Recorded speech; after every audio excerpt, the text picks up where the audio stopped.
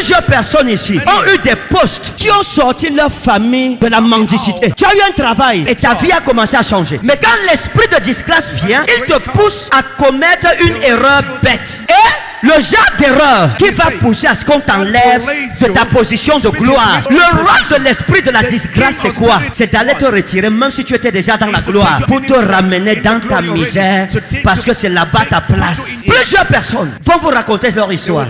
Plusieurs d'entre nous, nous avons eu des opportunités. C'était la plus belle opportunité qu'une femme puisse avoir à cette époque. Comment elle a perdu ça? L'esprit de la disgrâce. N'entre jamais dans la gloire si tu n'en as pas fini avec l'esprit de la disgrâce. C'est une forteresse. Parce que si tu ne fais pas ça, même si tu te maries, tu vas sortir. On va te chasser un jour. C'est pour ça que vous allez entendre des gens qui ont l'argent. Dès que tu as l'argent, des faux problèmes commencent à venir. Tout ton argent finit. Mon ami, il y a des gens qui m'écoutent aujourd'hui, qui n'arrivent pas à manger ce qu'ils veulent, qui ne peuvent pas prendre un taxi dépôt, mais qui ont touché des millions. Est-ce que tu sais que d'autres personnes n'ont pas touché l'argent que tu as touché, mais ils ont leur maison? Toi, tu es dehors. Pourquoi? La disgrâce. Il y a des femmes ici qui ont connu des hommes qui étaient des multimillionnaires, mais aujourd'hui leur vie est zéro. Quand la disgrâce est sur toi, tu peux être même l'enfant du président de la République. Il ne t'aidera jamais à sortir de tes problèmes. Parce que l'esprit de disgrâce t'empêche de bénéficier des opportunités.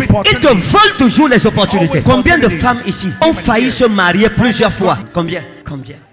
Quand la disgrâce est sur une personne, tu te maries à un homme qui allait te rendre heureuse. L'homme meurt. Quand la disgrâce est sur toi, tout le monde achète les voitures. Il met ça en route. Il devient millionnaire. Toi, tu achètes ta part de voiture. Tu mets en route. Une semaine après, accident. Les gens meurent, on t'arrête, on te met même encore en prison. La disgrâce est un démon dangereux. Tu ouvres la boutique comme tout le monde. Le feu vient brûler ta boutique. Il y a des gens qui sont poursuivis par le démon de la disgrâce. Quand tu rassembles pendant des années, un jour, bam, tu perds tout ça. Tu te bats pendant des années. Tu rassembles des millions. Tu prends ça. Tu peux investir dans une affaire. Bam, on te frappe. La disgrâce. Tu vis avec un homme 10 ans, 15 ans, 20 ans. Tu lui fais 15 enfants. C'est-à-dire un enfant par an. À la fin, il va épouser une homme qui n'a pas été témoin de ses souffrances, qui n'a pas supporté ces moments difficiles. Madame, on appelle ça l'esprit de la disgrâce.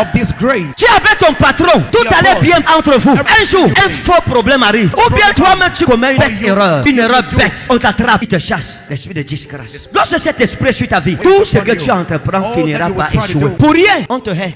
N'avez jamais entendu ça? Les gens ne m'aiment pas, je ne sais pas pourquoi. Tu peux être bien avec quelqu'un. Tu peux être avec ton patron. Vous êtes bien. Un jour, pour rien, il commence à te haïr. Et quand l'esprit s'y attaque les couples, c'est dangereux. C'est la mort du couple qui commence. Pour rien, ton mari n'aime plus te voir. Pour rien, ta femme n'aime plus te voir. Quand tu dis bonjour, elle s'efface. Bonjour, c'est comme si tu as dit imbécile. Ça devient le problème. Quand la disgrâce entre quelque part, ce qui suit, c'est la désolation. C'est pour ça que vous entendez les gens dire tout ce que je fais dans ma vie échoue. La disgrâce, c'est le contraire de la grâce. Celui qui a la grâce, tout ce qu'il entreprend réussit. Mais celui qui a la disgrâce, tout ce qu'il entreprend échoue. Celui qui a la grâce, quand il entre dans la vie de quelqu'un, il bénéficie des opportunités de cette personne. Il ne sort jamais les mains vides. Quand quelqu'un a la grâce, pour rien, tout le monde le bénit. Mais celui qui a la disgrâce, tout le monde le prie de tout. Il travaille sans salaire. Quand la disgrâce est sur toi, lorsque tu es un technicien, tu vas travailler. On ne payera pas toujours ta main d'œuvre. Tu auras ton argent dehors. Mais celui qui porte la grâce, tu ne peux pas retenir son argent. Parce que la grâce t'obligera de lui remettre ce qui lui appartient. Parce qu'on ne vole pas son héritage. Beaucoup d'enfants de Dieu souffrent de la disgrâce. Vous savez, il y a des élèves très intelligents en classe, mais à l'examen, ils échouent. La disgrâce. Oh,